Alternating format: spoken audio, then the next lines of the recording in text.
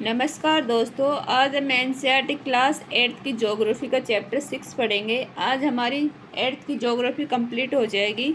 तो चलो दोस्तों शुरू करते हैं। चैप्टर का नाम है मानव संसाधन। तो चलो दोस्तों शुरू करते हैं। लोग ही एक राष्ट्र के सबसे बड़े संसाधन होते हैं। प्रकृति की देन केवल उस समय महत्वपूर्ण होती है जब वह लोगों के लिए उपयोगी होती है। लोग अपनी आवश्यकताओं और योग्यताओं से संसाधन में परिवर्तित कर देते हैं। इस प्रकार मानव संसाधन ही अंतिम संसाधन है। स्वस्थ शिक्षित और अभिप्रेत लोग अपनी आवश्यकताओं के अनुरूप संसाधनों का विकास करते हैं। अन्य संसाधनों की भांति मानव संसाधन विश्व में समान रूप से वितरित नहीं है। अपने शैक्षिक स्तर, आयु और लिंग में वे एक दूसरे से भिन्न हैं। उनकी संख्या और लक्षण भी बदलते रहते हैं। मेरे विद्यालय में 500 बच्चे हैं। आपके विचार से विश्व में कितने लोग हैं? मेरे गांव में 1000 लोग हैं। मेरी कक्षा में 30 बच्चे हैं। विश्व में लगभग 6.6 अरब लोग हैं। क्या आप जानते हैं प्रधानमंत्री कौशल विकास योजना PKVY को 2015 में 1 करोड़ भारतीय युवाओं को 2016 से 2020 तक प्रशिक्षित करने के उद्देश्य से शुरू किया गया था। इस योजना का उद्देश्य संभाव्य और मौजूदा रोजगार अर्जक को गुणवत्ता प्रशिक्षण प्रदान करके रोजगार योग्य कौशल की योग्यता को प्रोत्साहित करना है। जनसंख्या का वितरण। भूपृष्ठ पर जिस प्रकार लोग फैले हैं उसे जनसंख्या वितरण का प्रतिरूप कहते हैं। विश्व की जनसंख्या 90% से अधिक भाग भूपृष्ठ के लगभग 30% भाग पर निवास करता है। विश्व में जनसंख्या वितरण अत्यंत असमान है। कुछ क्षेत्र बहुत घने बसे हैं और कुछ अविरल बसे क्षेत्र हैं। दक्षिण और दक्षिण पूर्वी एशिया, यूरोप, उत्तरी अमेरिका घने बसे क्षेत्र, उच्च अक्षांश क्षेत्रों, उष्ण कटिबंधीय मरुस्थलों, उच्च पर्वतों, विषुवतीय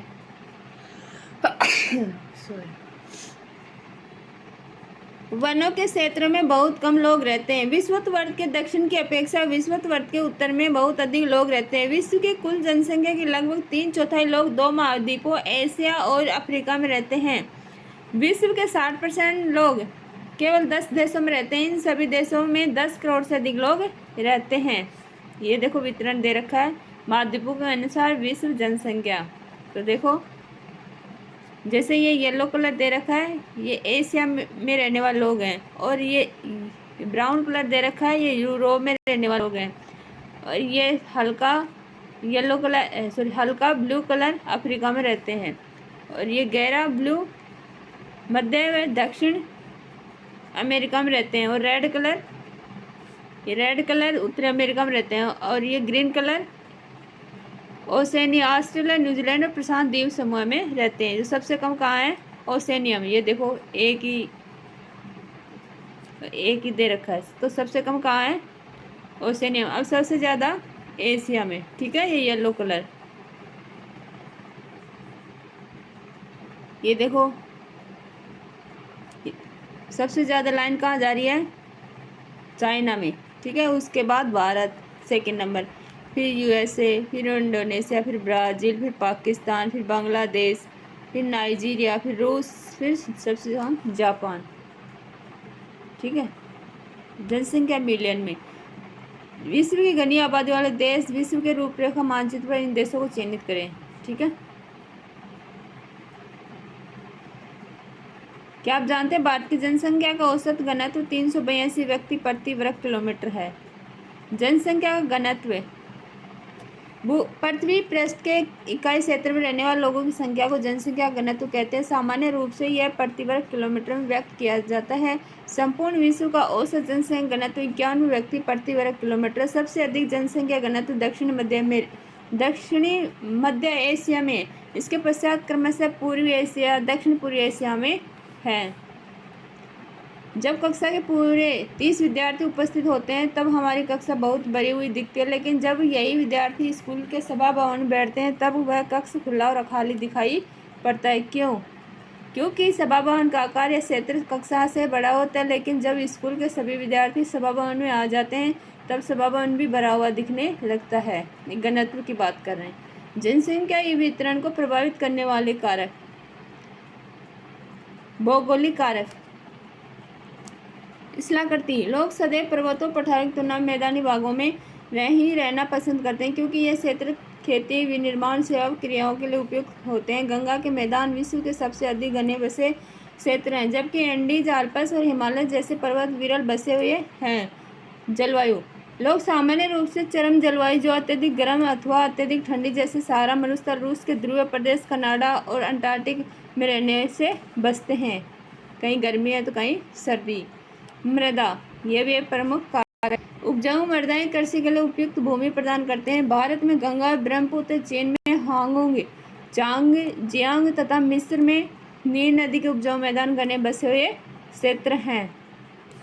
जल, लोग उन क्षेत्रों में रहने को प्राथमिकता देते हैं जहां लवणीय जल आसानी से उपलब्ध होता है। विश्व की नदी घाटी घने बसे क्षेत्र हैं, जबकि मरुस्थल विरल जनसंख्या वाले हैं। खनिज निक्षेपों वाले क्षेत्र अधिक बसे हुए हैं। दक्षिणी अफ्रीका के हीरे की खानें, मध्य पूर्व में तेल की खोज ने इन क्षेत्रों में लोगों को रहने के लिए प्रेरित किया है। अब पढ़ते हैं सामाजिक, सांस्कृतिक, आर्थिक कारक। औद्योगिक क्षेत्र रोजगार के अवसर प्रदान करते हैं। लोग बड़ी संख्या में इन क्षेत्रों की ओर आकर्षित होते हैं। जापान में ओसाका और भारत में मुंबई 2 घने बसे क्षेत्र हैं। सांस्कृतिक कारक, धर्म और सांस्कृतिक महत्ता वाले स्थान लोगों को आकर्षित करते हैं। वाराणसी, यरूशलेम, वेटिकन सिटी इसके कुछ ही उदाहरण हैं। सामाजिक कारक, अच्छे आवास, शिक्षा, स्वास्थ्य सुविधाओं के क्षेत्र अत्यधिक घने बसे हैं। उदाहरण के लिए पुणे। शब्दावली, जीवन प्रत्याशा, यह उन वर्षों की संख्या है जिसमें औसत व्यक्ति के जीवित रहने की आशा की जा सकती है। जनसंख्या परिवर्तन से तात्पर्य एक निश्चित अवधि के दौरान लोगों की संख्या परिवर्तन से। विश्व की जनसंख्या स्थिर नहीं रही है, यह कई गुना बढ़ गई है, जैसा कि चित्र 6.3 में दिखाया गया है। क्यों ऐसा? वास्तव में जन्म मृत्यु की संख्या में परिवर्तन के कारण हुआ है। मानव इतिहास की लंबी अवधि में सन 1800 तक विश्व की जनसंख्या धीरे धीरे बढ़ी है। बड़ी संख्या में बच्चे जन्म लेते थे, लेकिन शीघ्र ही उनकी मृत्यु भी हो जाती थी। ऐसा इसलिए था क्योंकि वहाँ उचित स्वास्थ्य सुविधाएं नहीं थी। सभी लोगों के लिए पर्याप्त भोजन उपलब्ध नहीं था। किसान सभी लोगों की भोजन की आवश्यकता पूरा करने के लिए पर्याप्त उत्पादन करने में सक्षम नहीं थे। इसके परिणामस्वरूप जनसंख्या वृद्धि बहुत कम थी। सन 1804 में विश्व की जनसंख्या 1 अरब हो गई थी। 150 वर्षों बाद 1959 में विश्व की जनसंख्या 3 अरब पहुंच गई। इसे प्राय जनसंख्या विस्फोट कहते हैं। 1999 में 30 वर्ष की अवधि से कम में जनसंख्या दुगुनी 6 अरब हो गई। इस वृद्धि का मुख्य कारण खाद्य आपूर्ति एवं औषधियों के कारण मृत्यु दर कम होना है, जबकि जन्म दर अभी भी बहुत अधिक रही है। जन्मों को साधारणतः जन्म दर में आंका जाता है। जन्म दर अर्थात प्रति 1000 व्यक्तियों पर जीवित जन्मों की संख्या में मापा जाता है। मृत्यु दर को प्रति 1000 व्यक्तियों पर मृतकों की संख्या को मापा जाता है। किसी क्षेत्र विशेष में लोगों को आने जाने को प्रवास कहते हैं।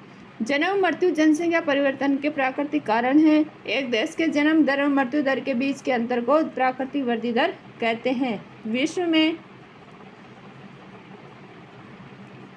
विश्व में जनसंख्या बढ़ने का मुख्य कारण प्राकृतिक वृद्धि दर का तीव्रता से बढ़ना है। प्रवास एक अन्य कारण है जिससे जनसंख्या के आकार में परिवर्तन होता है। लोग एक देश में अथवा देशों के बीच एक स्थान से दूसरे स्थान पर आ जा सकते हैं। उसे उत्प्रवासी वे लोग होते हैं जो देश को छोड़ते हैं। आप्रवासी होते हैं जो लोग देश में आते हैं। उत्प्रवासी क्या होते हैं? जो छोड़ते हैं, और आप्रवासी जो आते हैं। संयुक्त राज्य अमेरिका और ऑस्ट्रेलिया जैसे देशों में भीतरी प्रवास अथवा आप्रवास द्वारा संख्या बढ़ी है। सूडान देश एक ऐसा उदाहरण है जिसमें लोगों के बाहर चले जाने अथवा उत्प्रवास के कारण जनसंख्या में कमी का अनुभव किया गया है। जनसंख्या परिवर्तन के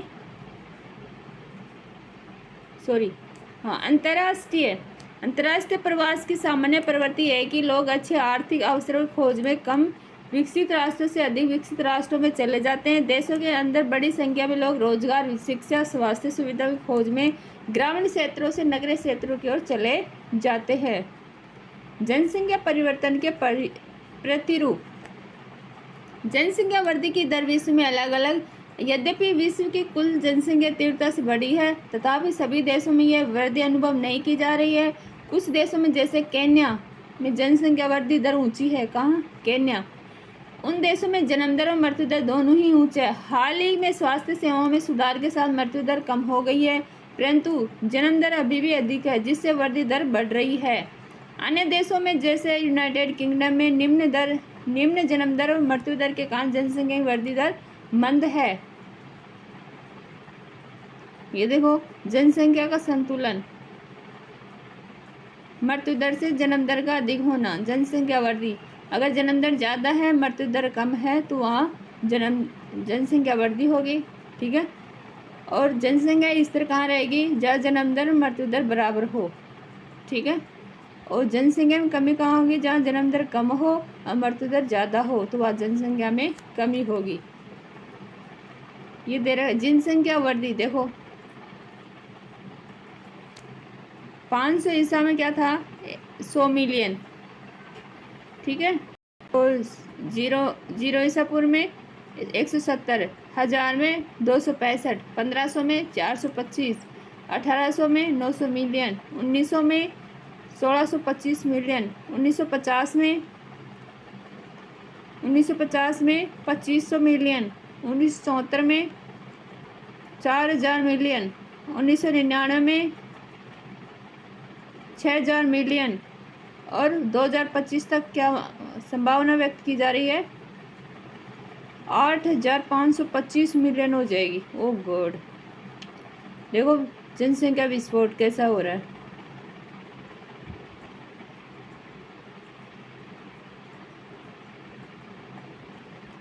ये मैप देखते हैं, विश्व जनसंख्या वृद्धि की अलग अलग दरें। जैसे ये एक संकेत दे रखे, जहाँ जिसमें ब्लू कलर है उसमें अति उच्च 3% या अधिक, जिसमें ब्राउन है वहाँ उच्च 2 से 2.9%, जिसमें हल्का ब्राउन है वहाँ आदर्श 1 से 1.9%, और जिसमें येलो है उसमें निम्न 0.9% या कम, और हल्का है वहाँ 0 या ह्रास दर। ठीक है, ये देखो सबसे ज़्यादा ये ब्लू वाला है। ठीक है, ये अफ्रीका महाद्वीप में। ठीक है, जनसंख्या संगठन, किसी देश की जनसंख्या कितनी भी अधिक हो, उसका उस देश के आर्थिक विकास के स्तर से कुछ अंतर नहीं पड़ता। उदाहरण के लिए बांग्लादेश और जापान अति गण्य बसे देश हैं, लेकिन जापान बांग्लादेश से आर्थिक रूप से अधिक विकसित देश है। एक संसाधन के रूप में लोगों की भूमिका को समझने के लिए हमें उनके गुणों के बारे में जानने की आवश्यकता होती है। लोग अपनी आयु, लिंग, साक्षरता स्तर, स्वास्थ्य दशाओं, व्यवसाय और आय के स्तर पर एक दूसरे से भिन्न होते हैं। लोगों की इन विशेषताओं के बारे में जानना आवश्यक है। जनसंख्या संगठन जनसंख्या की संरचना को दर्शाता है। सोचे, प्रत्येक व्यक्ति समाज के लिए एक संभाव्य संसाधन है। मानव संसाधन के रूप में आपका योगदान क्या होगा।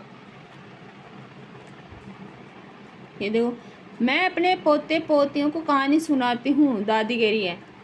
नेक्स्ट कह रहा है, मैं सेतु बनाता हूँ, मैं विवाह समारोह में गाता हूँ, मैं घर की देखभाल करती हूँ। सबका अलग अपना अपना रोल बता रहे हैं। मैं कैंसर उपचार के औषधियों के लिए शोध कर रही हूँ, मैं किसान हूँ। ये सभी संसाधन हैं कि मैं संसाधन के रूप में क्या क्या रोल करता हूँ। जनसंख्या संगठन हमारी ये जानने में सहायता करता है कि कितने पुरुष और कितनी स्त्रियां, वे किस आयु वर्ग के हैं, कितने शिक्षित और वे किस व्यवसाय में लगे हैं, उनकी आय का क्या स्तर है और स्वास्थ्य दशाएं कैसी है। एक देश के जनसंख्या संगठन का अध्ययन करने की एक रुचिकर विधि जनसंख्या पिरामिड है, जिसे आयु लिंग पिरामिड भी कहते हैं। ये जनसंख्या पिरामिड दर्शाता है कुल जनसंख्या विभिन्न आयु वर्गों में विभाजित है। उदाहरण 5 से 9 वर्ष, 10 से 14 वर्ष। कुल जनसंख्या का प्रतिशत इन वर्गों में से प्रत्येक वर्ग में पुरुष और स्त्रियां उपविभाजित हैं। जनसंख्या पिरामिड का आकार उस विशिष्ट देश में रहने वाले लोगों की कहानी बताता है कि बच्चों की संख्या 15 वर्ष से नीचे निचले भाग, ये पिरामिड है, एक जनसंख्या पिरामिड। ठीक है, प्रतिशत में आयु वर्ग वर्ष सबसे ज़्यादा किसने बता रखा है, सबसे ज़्यादा 0 से 4 और सबसे कम 85+। ठीक है, स्त्री और पुरुष के बारे में देखो। ये त्रिभुजाकार प्रतीत होने वाला आरेख क्या है, यह जनसंख्या पिरामिड है। क्या मैं डिटेक्टिव बन सकता हूँ और एक देश की जनसंख्या का पता लगा सकता हूँ? अवश्य। हम 3 देशों का अध्ययन करते हैं। वह क्या है? यह एक देश में पुरुष और स्त्री की वर्तमान जनसंख्या उनके आयु वर्ग में दर्शाया करते हैं। केन्या का पिरामिड, ये केन्या का पिरामिड है, देखो, ठीक है।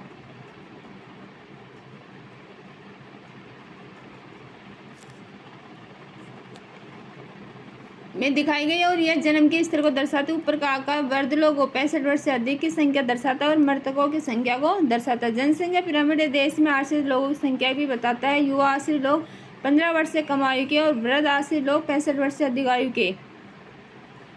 आश्रित आयु जनसंख्या के अंतर्गत आते हैं। कार्यरत आयु 15 से 65 के लोगों को आर्थिक रूप से सक्रिय वर्ग में रखा गया है। इसका मतलब है सबसे ज़्यादा जनसंख्या किसकी है? तो सबसे ज़्यादा 0 से 4 वर्ष की है, फिर उसके बाद 5 से 9, फिर 10 से 14, ऐसे बढ़ते बढ़ते ये सबसे कम किसकी है?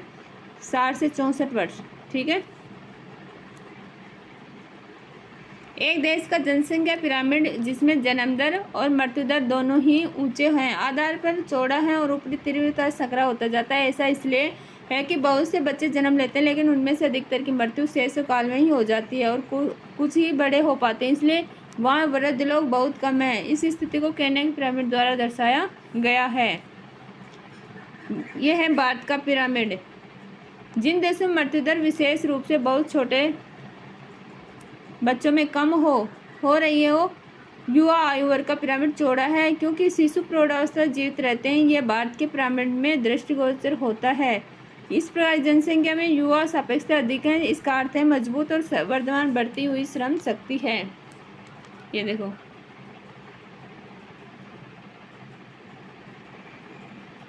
कम जन्म दर वाले जापान जैसे देशों में आधार पर पिरामिड संकरा है। गठी मृत्यु दर के कारण अधिक लोग वृद्ध आयु तक पहुंच जाते हैं। कुशल, उत्साही, आशावादी और सकारात्मक दृष्टि जैसे युवा जन किसी राष्ट्र के भविष्य होते हैं। हम भारतवासी भाग्यशाली हैं कि हमारे पास ऐसा संसाधन है। उन्हें योग्य उत्पादक बनाने के लिए, कुशल बनाने और अवसर प्रदान करने के लिए अवश्य ही शिक्षित किया जाना चाहिए। यह है जापान का पिरामिड। तो चलो दोस्तों, अपना चैप्टर कंप्लीट हुआ। इस क्वेश्चन आंसर देखते हैं। अपना पहला क्वेश्चन है, निम्नलिखित प्रश्नों के उत्तर दीजिए। तो उसका फर्स्ट है, लोगों को एक संसाधन क्यों समझा जाता है? क्योंकि लोगों को संसाधन इसलिए माना जाता है, मानव अपनी आवश्यकताओं और योग्यताओं द्वारा प्रकृति में उपलब्ध वस्तुओं को संसाधन में परिवर्तित करता है। नेक्स्ट अपना, विश्व में जनसंख्या के असमान वितरण के क्या कारण हैं? जनसंख्या के असमान वितरण के कारण जैसे भौगोलिक कारक, इसमें स्थलाकृति, जलवायु, मृदा, जल तथा खनिज आदि शामिल हैं जो जनसंख्या वितरण को प्रभावित करते हैं। आर्थिक कारक हमने देखे थे, जैसे औद्योगिक क्षेत्र रोजगार के अवसर प्रदान करते हैं, अतः बड़ी संख्या में लोग इन क्षेत्रों में आकर बसते हैं। और उसी तरह सांस्कृतिक धर्म और सांस्कृतिक महत्ता वाले स्थान लोगों को आकर्षित करते हैं। सामाजिक कारक, अच्छे आवास, शिक्षा और स्वास्थ्य सुविधाओं के क्षेत्र लोगों को आकर्षित करते हैं। नेक्स्ट देखते हैं, विश्व की जनसंख्या अत्यंत तीव्रता से बढ़ रही है। क्यों? क्योंकि इसके अनेक कारण हैं। मृत्यु दर में कमी होना, खाद्य आपूर्ति में सुधार होना, स्वास्थ्य सेवाओं का विस्तार होना, प्राकृतिक वृद्धि दर होना, प्रवास होना, ठीक है। नेक्स्ट देखते हैं, 4, जनसंख्या परिवर्तन को प्रभावित करने वाले किन्हीं 2 कारकों की भूमिका का वर्णन कीजिए। जैसे जन्म दर, जिसे प्रति 1000 व्यक्तियों पर जीवित जनों की संख्या के रूप में मापा जाता है। मृत्यु दर, जिसे प्रति 1000 व्यक्तियों में मृतकों की संख्या के रूप में मापा जाता है। नेक्स्ट देखते हैं, 5, जनसंख्या संगठन से क्या तात्पर्य है? जनसंख्या संगठन किसी देश का जनसंख्या संरचना को दर्शाता है, जिससे हम आसानी से उस देश की जनसंख्या के विभिन्न घटकों का अध्ययन कर सकते हैं, जैसे आयु, लिंग अनुपात, साक्षरता स्तर, स्वास्थ्य, रसायन, व्यवसाय, आय व्यय स्तर आदि। जनसंख्या संगठन जानने की एक विधि जनसंख्या पिरामिड है, ठीक है। नेक्स्ट देखते हैं 6 जनसंख्या पिरामिड क्या है। ये किसी देश की जनसंख्या समझने में किस प्रकार मदद करते हैं। जनसंख्या पिरामिड यह जनसंख्या के सांख्यिकीय प्रतिरूप को प्रदर्शित करने की विधि है। यह जनसंख्या संगठन का अध्ययन करने में सहायक है। जनसंख्या पिरामिड को कुल जनसंख्या के लैंगिक प्रतिशत में विभक्त किया जाता है। इससे कुल जनसंख्या से लैंगिक प्रतिशत ज्ञात किया जा सकता है। जनसंख्या पिरामिड का आधार जन्मे शिशुओं की स्थिति को दिखाता है। शिखर की तरफ बढ़ते हुए ये क्रमशः प्रौढ़ एवं वृद्धों की जनसंख्या को दिखाता है। यह देश की आश्रित एवं क्रियाशील जनसंख्या को भी दर्शाता है। नेक्स्ट देखते हैं सेकंड क्वेश्चन अपना, सही को चिन्हित करो। फर्स्ट है जनसंख्या वितरण शब्द से क्या तात्पर्य है। तो हमने देखा था, तो इसमें कौन सा होगा, हाँ इसमें होगा गए। किसी दिए हुए क्षेत्र में लोग किस रूप में वितरित हैं। ठीक है, इसको मतलब किस जगह पे कैसे कैसे लोग अपना आवास से रह रहे हैं, कितनी जगह में वो घेरे हुए हैं। ठीक है, नेक्स्ट देखते हैं सेकंड,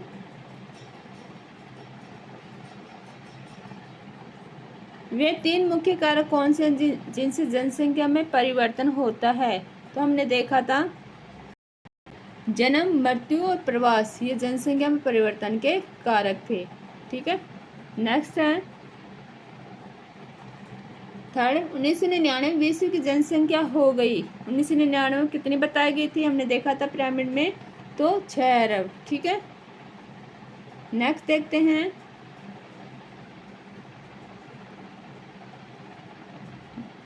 जनसंख्या पिरामिड क्या है। इसका आंसर हमने चैप्टर में अच्छे से पढ़ा था।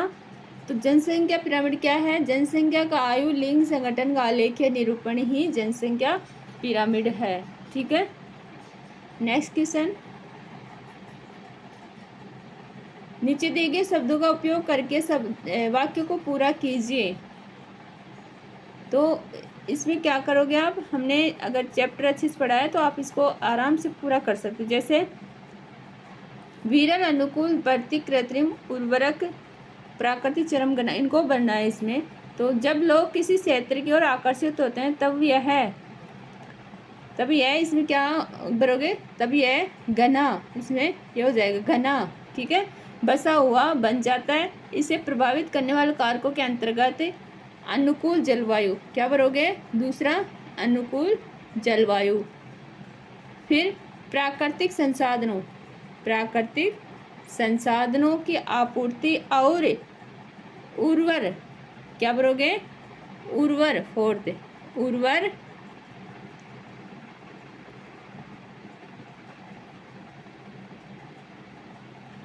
ठीक है, उर्वर जमीन आते हैं। ठीक है, तो चलो दोस्तों, अपना चैप्टर कंप्लीट हुआ, क्वेश्चन आंसर हमने देखा। ठीक है दोस्तों, ये भारत का संविधान में भाग 3 अनुच्छेद 12 से 35 अनिवार्य शर्तों कुछ अपवादों युक्त निर्बंधन के अधीन द्वारा प्रदत्त ये मूल अधिकार है। ठीक है, तो इनके बारे में बताया गया है। ठीक है, अपने कितने मूल अधिकार हैं, 6 हैं, 12 से 35। ठीक है दोस्तों, तो समता का अधिकार, इसमें क्या आएगा, विधि के समक्ष एवं विधियों के समान संरक्षण, धर्म, मूलवंश, जाति, लिंग या जन्म स्थान के आधार पर लोक नियोजन के विषय में अस्पृश्यता उपाधियों को अंत।